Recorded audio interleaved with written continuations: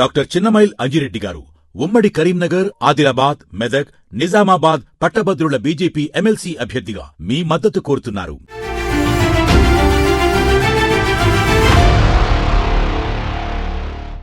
బీసీలకు రేవంత్ రెడ్డి క్షమాపణ చెప్పాలి. ఎవరు అంటున్నారు? తారక రాముడు అంటున్నాడు. మళ్ళీ రాముడు అంటే ఈయన మళ్ళీ నేను రాముడిని అనుకోగల. బీసీలకట రేవంత్ రెడ్డి క్షమాపణ చెప్పాలన్నట. అసెంబ్లీలో తీర్మానం తప్పే అని అంగీకరించాలి. కాంగ్రెస్ను బీసీలు నమ్మే పరిస్థితి లేదు కేటీఆర్. మరి మీ నాయన ఏం చేస్తాడు? బీసీలకి 33% రిజర్వేషన్ని 18% తెచ్చింది ఎవడు? దీనికి ఆన్సర్ చెప్పాలనా వద్దా? సరే, రాజ్యాంగం ప్రకారంగా మరి ఏం చేయాలి? ఎస్సీ ఎస్టీలకు పోను సుప్రీంకోర్టు 50% సీలింగ్ ఉంది కాబట్టి దానికి లోబడి మేము మిగిలింది బీసీలకు ఇచ్చినామని అంటుండొచ్చు మీరు. ఓకే సరే, రిజర్వేషన్లు పక్కన పెట్టు. నీ పార్టీ నుంచి ఎన్ని సీట్లు ఇచ్చినావు బీసీలకు? పోనీ అట్లనే ఏమైనా అమలు చేసినావా? నీ పార్టీలో బీసీలకు ఉన్న ప్రాతినిధ్యం ఎంత?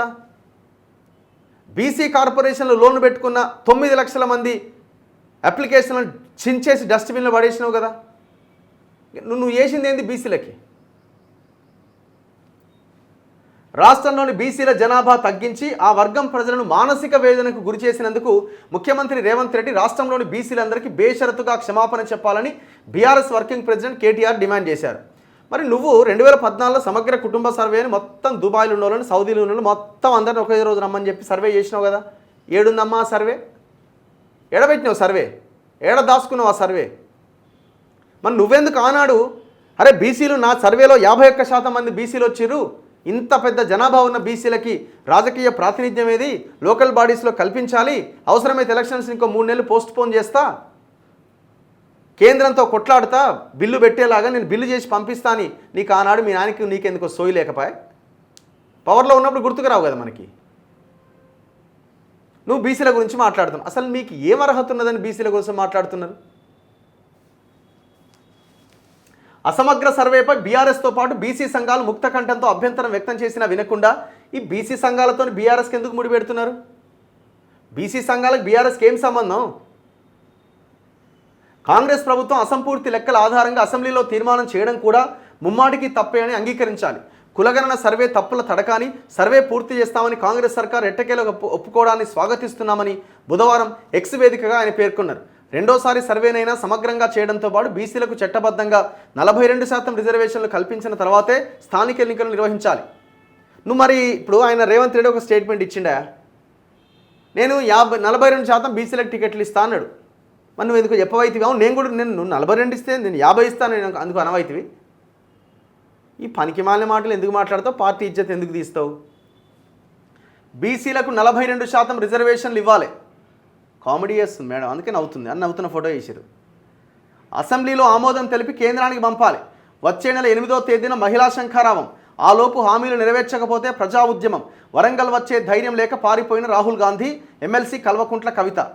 ఇప్పుడు రాహుల్ గాంధీకి వరంగల్ వచ్చే ధైర్యం లేక పారిపోయిండు. మరి 14 నెలల నుంచి మీరు ఆయన బయటికి వెళ్తలేడుగా. మరి అదేం అనుకోవాలి? మరి భయపడ్డాడు అనాలా, పారిపోయిన అనాలా? భయపడి జనాలు ఏమన్నా తిరగబడతారని, రాళ్ళేస్తారని బయటకు వస్తలేడా?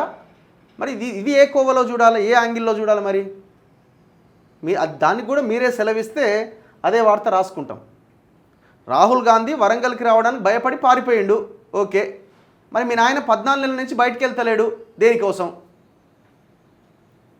ఏమని చెప్తారు వీళ్ళు? యుద్ధం, సింహం లోపలున్నది, వస్తుంది. ఎప్పుడు వస్తుంది? సింహాన్ని బంధించినట, మరి మీరే బంధించినట్టు. మరి ఎవరు? అన్న చెల్లె కలిసి బయటికి రావద్దని వీళ్ళే. ఇప్పుడు ఆధిపత్య పోరు నడుస్తుంది ఇంట్లో. ఎవరికి? అన్నకు చెల్లెకు మధ్య విపరీతమైన పోరాటం. బీఆర్ఎస్ వాళ్ళు చెప్తారా ముచ్చట? నువ్వా నేనా? ఈమె చూసింది ఏంటంటే అన్న జైలుకి పోతారేమో, ఆ ప్లేస్ని ఆక్యుపై చేద్దామని చూసింది. ఇక్కడ రేవంత్ రెడ్డి ఏమో ఆయన అరెస్ట్ చేస్తలేడు.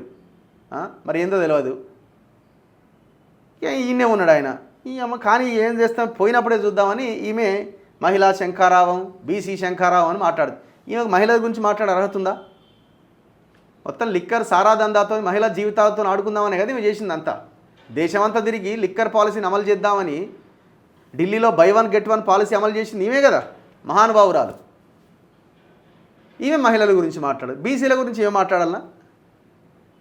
ఈ మీరు ఎంత మాట్లాడినా ఒక్క 0.0000001% కూడా మీకు మైలేజ్ వస్తలేదు. జనాలు నవ్వుకుంటున్నారు. మీరు ఎట్లయితే నవ్వుతున్నారో సేమ్ ఇగో ఇదే నవ్వు. మీరు ఎట్లాగైతే నవ్వుతున్నారో జనం కూడా అట్లే నవ్వుకుంటున్నారు మీరు మాట్లాడుతుంటే. ఎవరో మేడం వెనకాల మేడం నవ్వుతున్నారు చూడగో, మీరు అంటుంటే ఆమె నవ్వుతున్నట్టే ఉంది జనం కూడా. మానేయండి మేడం, ఈ దుకాణం బంద్ చేయండి. ఎంతమంది బీసీల భూములు కబ్జాలు పెట్టినండి మీరు? కవితకి కేటీఆర్ గుర్తొచ్చేది ఏందో తెలుసా? బ్లూ షీటు బౌన్సర్, భూమి బ్లూ షీటు బౌన్సర్, ఇవన్నీ పర్యాయ పదాలు వీళ్ళకి.